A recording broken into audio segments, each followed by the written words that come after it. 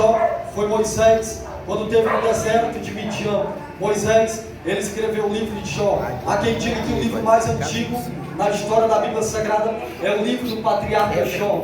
Mas por que, Henrique, o livro de Gênesis está em primeiro lugar? Porque o livro de Gênesis é o livro do princípio, é o livro do começo, é o livro do começo de todas as coisas. É por isso que o livro de Gênesis está inserido em primeiro lugar. Mas o livro mais antigo da Bíblia Sagrada é o livro do patriarca Jó. Jó, ele foi contemporâneo de Abraão, de Terá e de Naor. Mas para nós podermos entender o teor da mensagem, permita-me aqui eu dar um tema para esta mensagem. E eu já quero dar um tema para esta mensagem e pregar ela no seguinte tema: sendo justificado por Deus por ter se mantido íntegro. Repito novamente o tema da mensagem: sendo justificado por Deus por ter se mantido íntegro. O que eu já entendo com isso? Jó, ele só foi justificado por Deus porque Jó, ele se manteve íntegro diante da presença de Deus. O patriarca Jó, ele se manteve fiel diante da presença de Deus. Mas, para nós podermos entender o teor da mensagem,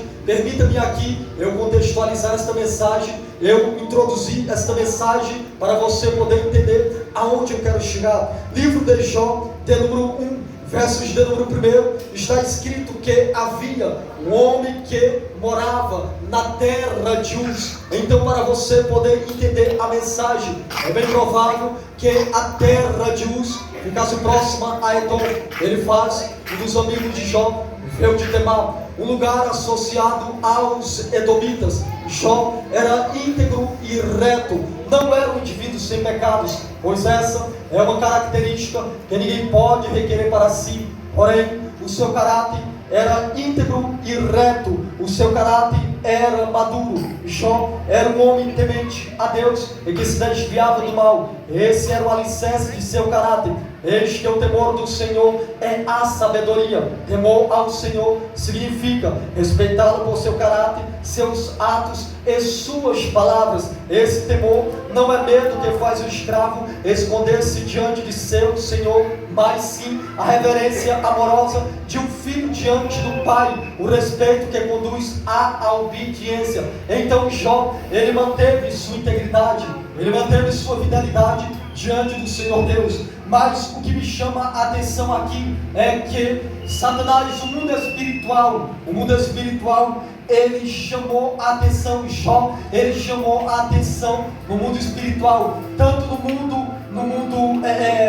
no inferno e também no céu. A história diz que um belo dia o Senhor Deus, ele estava com seus santos anjos. Não sei se era no céu, aonde está Deus, porque uma vez Satanás, ele caiu no céu e ele não volta mais para lá. Imagino eu que era no espaço, nesse céu que está as estrelas. O Senhor Deus, ele está com os seus santos anjos, o adorando e glorificando na beleza e na grandeza da sua santidade.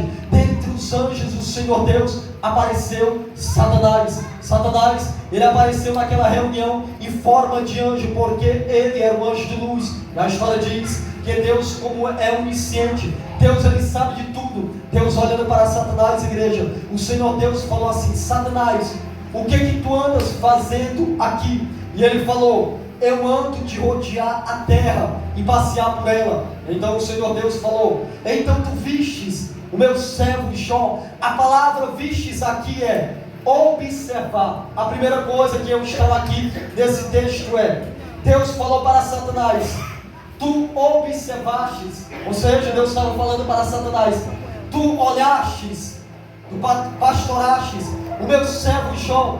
O que eu entendo com isto e contextualizando para nossos dias? Satanás, ele observa aonde você anda, ele sabe aonde você passa. Satanás, ele sabe aonde nós andamos. Então Deus falou para Satanás: observastes tu o meu servo Jó. Então Deus, ele falou para Satanás: vistes que igual na terra, igual ele não há. Aqui é uma qualificação que Deus, ele está dando de Jó para Satanás. Ou seja, Deus, ele dá algumas qualificações, 4 qualificações aqui de Jó para Satanás. Ou seja, Deus, a primeira qualificação que Deus dá de Jó para Satanás é homem sincero. A segunda qualificação, homem reto. A terceira, homem temente a mim. E a quarta e última qualificação, desvia-se do mal. Uma coisa chama a outra. Quando nós somos sinceros na presença de Deus, automaticamente nós somos retos na presença de Deus.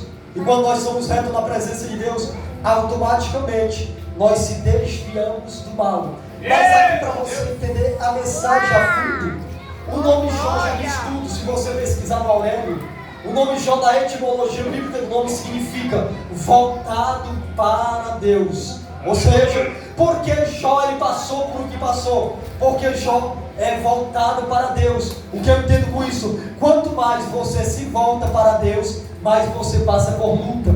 Repito novamente, quanto mais você busca Deus, quanto mais nós se disponibilizamos, quanto mais nós se propagamos em adorarmos ao Senhor Deus, quanto mais nós se voltamos em adorar a Deus, mais você passa por luta. É por isso que Jó é Jó. Por que Jó é Jó? Porque Jó é voltado para Deus. E quanto mais você se volta para Deus, mais você passa por luta. Quanto mais você adora, mais você passa por prova.